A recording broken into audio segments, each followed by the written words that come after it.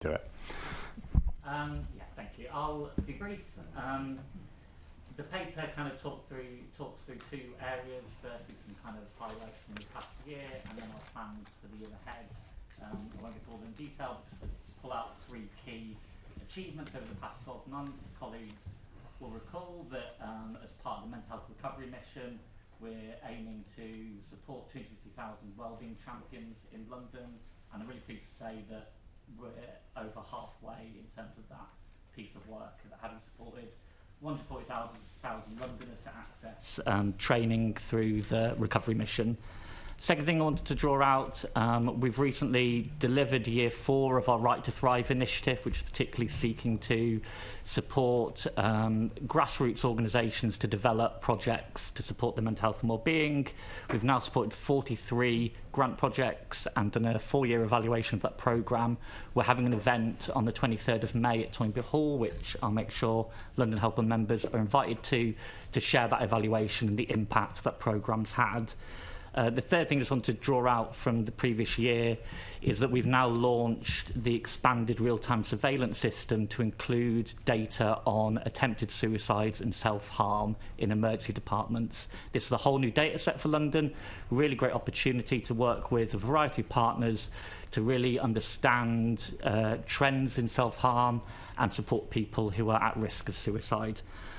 Second part of the report is about our plans for the year ahead, and again colleagues will recall that in November of 2021 this board endorsed Towards Happy Healthier Lives as a strategy for public mental health for the city.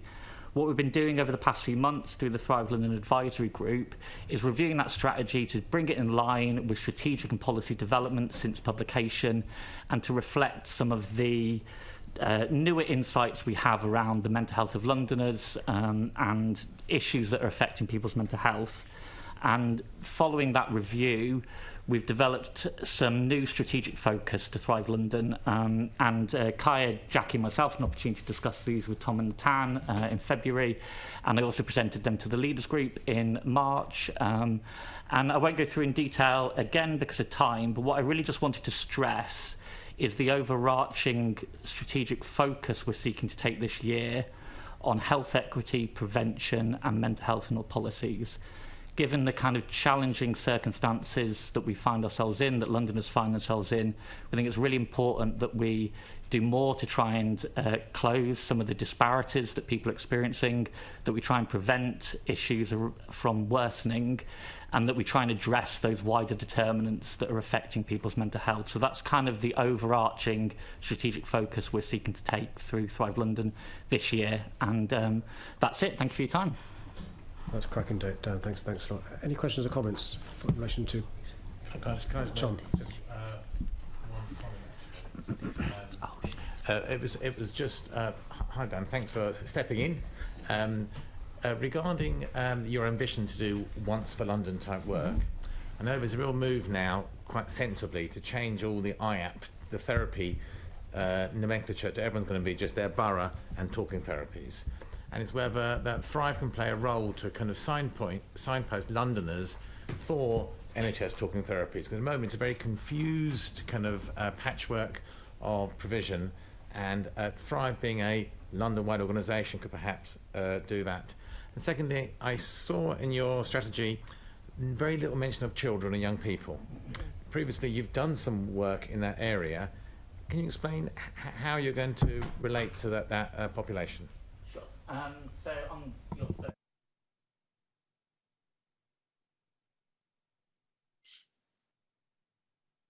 we, through the Thrive London website and also through the Good Thinking website, do kind of have direct links to NHS talking therapist services, and people can kind of put in their postcode to understand how to access their local service. So there is that functionality within what we've developed collectively, but there's absolutely much more we can do around how we're promoting that to Londoners and how we're making it much easier for people to access their local service.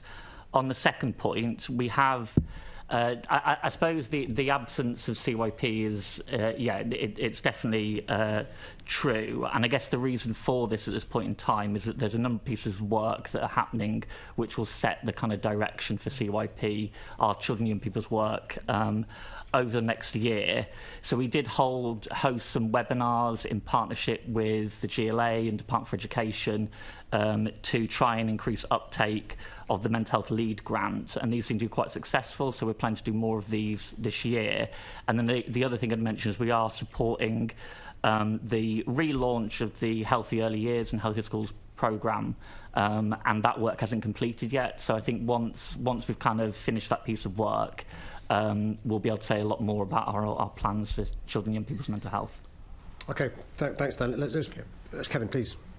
Thank you, Mr. Mayor. Dan, I just wanted to express publicly our thanks for the leadership of Thrive London over the winter and spring period. It's been an extremely challenging time for the city, for the region, for health and care partners. And the work that Thrive London was able to accomplish, your agility in pivoting to different campaigns and to ensure that your messages were relevant and appropriate and speaking to Londoners as we went through the winter and spring period was phenomenal. So I would like you to publicly to thank you for the work that you and the team have done, and to convey our deepest thanks actually from London Health Partners for the work that you continue to do. Secondly, just to say on your strategic priorities, I'm really excited to see what you have planned for the year ahead, and I'm especially excited about some of the more targeted place-based work that you're planning. I think we have to get deeper in workplaces, in educational settings, in local communities, as part of both ensuring that we have dissemination of that mental well-being in many other sectors, and engaging more of Londoners and London's populations on that work in terms of good mental health. So really supporting that pillar of your plan for next year. But overall, I think it looks really great. And on behalf of OHID colleagues, I look forward to continuing working with you as well. Thanks. Great. Thank you very much. Thanks, Kevin, for your comments, and I'm sure Dan will report back to colleagues your warm words. We're asked to note that those updates.